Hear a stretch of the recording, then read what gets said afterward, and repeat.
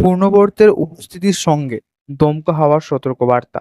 বাংলার ৮ জেলায় ভারী বৃষ্টির পূর্বাভাস। তো এ নিয়ে আবহাওয়া দপ্তর কি বলছেন এবং বাংলার কোন কোন জেলায় ভারী বৃষ্টির পূর্বাভাস জারি থাকছে, বিস্তারিত কিছু জানিয়ে দেবো এই ভিডিওর মাধ্যমে।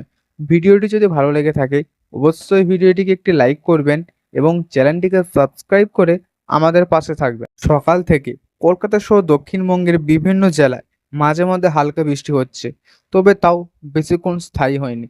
আবহাওয়া দপ্তর জানিয়েছে ঝাড়খণ্ডের ওপরে থাকা ঘূর্ণাবর্তটি এখন গাঙ্গেয় পশ্চিমবঙ্গ এবং সংলগ্ন বাংলাদেশের ওপরে অবস্থান করছে।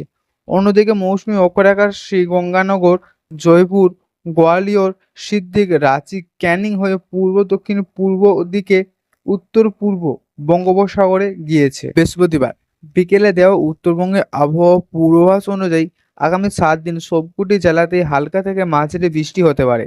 বৃহস্পতিবারে বাকি সময়ে ভারী বৃষ্টিপাত কিংবা বজ্রবিদ্যুতের কোনো পূর্বাভাস নেই। শুক্রবারও থাকবে একই পরিস্থিতি। শনিবার দার্জিলিং ও কালিম্পংয়ে ভারী বৃষ্টির পূর্বাভাস দেওয়া হয়েছে। রবিবার ভারী বৃষ্টি হতে পারে জলপাইগুড়ি, কালিম্পং ও আলিপুরদুয়ারে। সোমবার ভারী বৃষ্টি হতে পারে জলপাইগুড়ি, আলিপুরদুয়ার ও কোচবিহারে। বৃহস্পতিবার বিকেলে দক্ষিণবঙ্গে আবহাওয়া পূর্বাভাস অনুযায়ী আগামী ৭ দিন সবকটি জেলাতে হালকা থেকে মাঝারি বৃষ্টি হতে পারে। বৃহস্পতিবারে বাকি সময়ে ভারী বৃষ্টির পূর্বাভাস দেওয়া হয়েছে।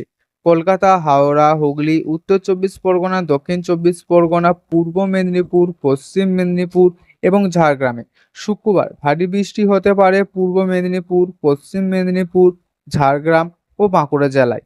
বৃহস্পতিবার বিকেলে আবহাওয়া দপ্তর জানিয়েছেন আগামী ২৪ ঘন্টায় কলকাতা ও আশেপাশে এলাকায় সাধারণভাবে মেঘলা আকাশ, দু এক পয়লা বৃষ্টি কিংবা বজ্রবিদ্যুতের পূর্বাভাস দেওয়া হয়েছে।